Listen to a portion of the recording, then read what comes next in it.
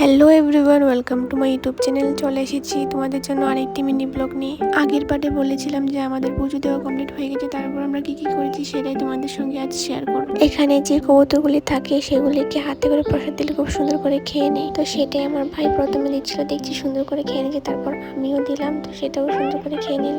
মায়ের মন্দিরের পাশে একটি শিব মন্দির ছিল, তো সেখানে গিয়ে আমি নমস্কার করে নিয়েছি। তারপর আমি গিয়ে ধূপকাঠি আর মোমবাতি জ্বালিয়ে নিয়েছি। তারপর আমি মায়ের মন্দিরে প্রণাম করে চলে এসেছি। মন্দির থেকে বেরিয়ে আমরা চলে গিয়েছি পুকুর পাড়ে এসে দেখছি কতগুলি কচ্ছপ, তো এদেরকে আমি বিস্কিট খাইয়ে দিয়েছি, তারপর এদেরকে একটু আদর করে দিয়েছি। সেখান থেকে এসে আমরা খেয়ে নিয়েছি দই ফুচকা, সেটি খেতে খুবই সুন্দর ছিল।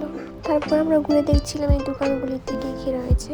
এসব দেখতে দেখতে আমরা এখান থেকে বেরিয়ে গিয়েছিলাম আমাদের ত্রিপুরা রাজ্যের পুরনো রাজবাড়িতে। এটিকে ভুবনেশ্বরী মন্দিরও বলা হয়ে থাকে। সেখানে উপরে একটি জায়গা ছিল, তো সেখান থেকে উদয়পুর শহর পুরোটা দেখা যাচ্ছিল। তারপর সেখান থেকে আসার সময় আমরা এই মন্দিরটি দেখতে পেয়েছিলাম, সেটি দেখতে ছিল খুবই সুন্দর।